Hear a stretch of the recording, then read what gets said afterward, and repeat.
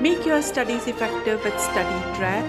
If you want more study material in English, please subscribe Study Tech. In this video today, we are going to tell you about The Canterbury Ghost, a novel written by Oscar Wilde. In this video, we are going to tell you about the summary and the basics of this novel.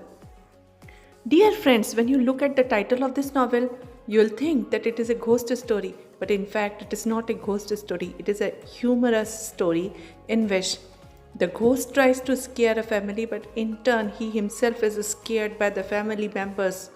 And in this novel, Oscar Wilde tries to make a contrast between British and American culture. And the sub themes of this novel revolves around peace and eternal harmony. So, in this novel, we will see that Oscar Wilde tries to make fun of the narrow mindedness of Victorian England. So, let's find out what's the story of this novel. We will look at the brief summary of all the 7 chapters of this novel one by one, and at the same time, we'll also discuss the important questions related with each chapter. So, let's begin the story of the first chapter. In the first chapter, we will find that Mr. Hiram B. Otis, the American minister, decided to purchase Canterville Chase from Lord Canterville, who was the owner. He informed Mr. Otis that Canterville Chase is a haunted house. Many times, skeleton hands and mysterious voices were heard, but Mr. Otis refused to believe in the existence of ghosts and purchased it and shifted with his family in the month of July. In the family of Mr. Otis, we have Mrs. Otis, who has a distinguished presence, his eldest son, named Washington, little girl of 15 years age, Virginia, the twins, the delightful boys who were very naughty, and when they moved into the mansion, they were welcomed by Mrs. Umney, the housekeeper. Their entry into the house was marked by an appearance of blood stains on the floor, just by the fireplace. Instead of getting scared, Mr. Otis ordered the stain to be cleaned. Mrs. Umney explained that this blood stain dated back to 1575, the day when Lady Eleanora de Canterville was murdered by her husband Sir Simon Canterville, and it could not be removed. Washington quickly declared that Pinkerton's champion stain remover and Paragon detergent would definitely remove this persistent stain. He started to clean the stain. As soon as he did this, there was a thunder and lightning. All this failed to deter or frighten the Otis family. They reiterated and assured Mrs. Umney that they were not afraid of ghosts, so there was no cause of worry. The first chapter highlights the main theme of this novel, that is, the contrast between the American and British culture. The two different cultures are presented in the chapter 1. The English culture is mainly based on the traditional belief and trustful acceptance of people and can be considered as conformist or conventional. The American culture instead is a modern culture based on new technology and industry, and Mr. Otis is the protagonist of American culture. He has a modern and rational outlook, and he doesn't believe in the existence of ghosts. And on the contrary, he decides to remove the blood stain with the help of detergent powder, which is also a new concept. The next chapter begins when the Otis family discovers that the blood stains appeared again and again after repeated rubbing. So the Otis family accepts the presence of a ghost. Then we find that the efforts made by the ghost to scare the Otis family. When Mr. Otis awoke at the sound of clanking metals in the hall, he saw a ghost with burning eyes, matted hair, and heavy chains. Mr. Otis, instead of being scared, became irritated and suggested to the ghost that Temne Rising Sun lubricator would make the chains smooth. The ghost was taken aback and at this unexpected reaction and ran back, emitting a ghostly green light. So, in this chapter, we found that the Otis family was not scared by the ghost. Now, let us come to the third chapter. In the third chapter, we find that there was a discussion in the Otis family about the ghost.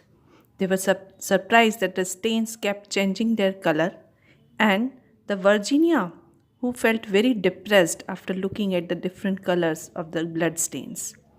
The ghost in this family decides to wear the antique suit of armor and scare the family. A large suit of old armor had fallen from its stand, and Canterville Ghost had been injured. Moreover, the twins brought their pea shooters and fired two pellets.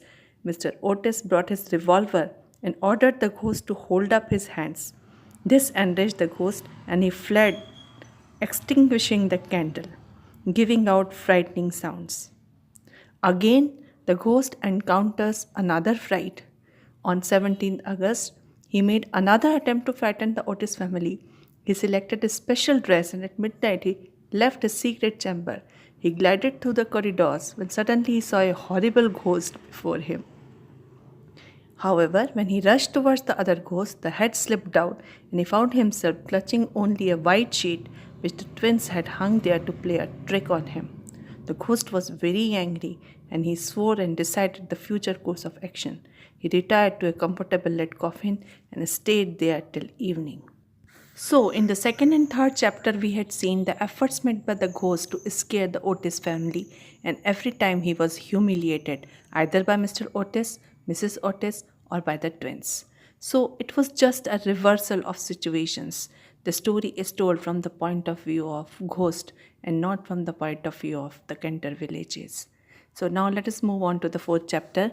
In the fourth chapter, the ghost is completely exhausted, and he stopped repairing the bloodstains and didn't appear in the corridor.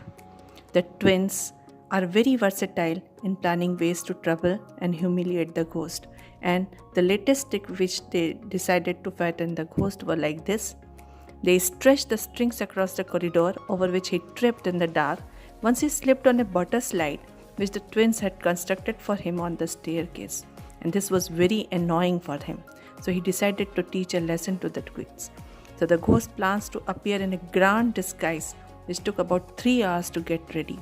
He wore big leather boots, took a horse pistol, crept into the corridor, and when he reached the twins' bedroom, he found the door slightly ajar. In order to frighten the boys at once, he flung the door wide open. A heavy jug of water fell right down on him, wetting him thoroughly, and the twins burst into loud laughter, and the ghost had no choice except to flee. So, the ghost became dejected and gave up all hope of frightening the Otis family. He had suffered enough and had caught the chill, so he kept himself wrapped in mufflers. So, in this way, the ghost was completely humiliated by the Otis family. Let's move to the fifth chapter. In this chapter, the emphasis of the story changes, and this chapter presents the sub-themes of mercy, eternal peace, man's inherent desire to rest, and the garden of death. So this chapter is sentimental, emotional, and the emphasis of the story shifts to salvation. One day when Virginia was going from the back stairs, she discovered that the Canterville ghost was looking very miserable and lonely. She asked him to cheer up, but the ghost confides in Virginia. He told and complained that he had not slept for 300 years. He wished to sleep in the garden of death, the churchyard. It was only possible if Virginia wept for him, prayed for him, and then only the angel of death would show mercy on him. So Virginia offers help and support to the ghost. Chapter 6 begins with the disappearance of Virginia and the efforts made by the Otis family to discover her. The sub-theme of Dukes of Cheshire's love for Virginia is also unfolded in this chapter. When Virginia appears, we find that her character is very different from that of other family members. She only told about the pathetic story of the ghost, and she describes that how she has helped in the salvation of the ghost. Ghost in turn had presented a box of family jewels to her. In the last chapter, chapter 7, we find the funeral procession started from Canterville Chase, And in this, Sir Simon's skeleton was buried. When the ceremony was over, Virginia stepped forward and laid a large cross made of white and pink almond blossoms on the coffin. And a nightingale began to sing, and Virginia's eyes were full of tears. So, in this way, Virginia helped in the salvation of the ghost, and she wept for him. And as a result of this, the heaven or the mercy angel was able to lay Sir Simon in the Garden of Death. So, with this, we have come to the end of the story of Canterville Chase, and we have seen that this story had unfolded in two ways. First, up to fourth chapter, there was a humorous theme in which the ghost made efforts to scare the Otis family, but every time his efforts were foiled by the family members, especially by the twins. And the second part of the story, we find a strong character of Virginia who had prayed for the ghost's salvation, and finally, it was possible for the ghost to lay in the garden of the death.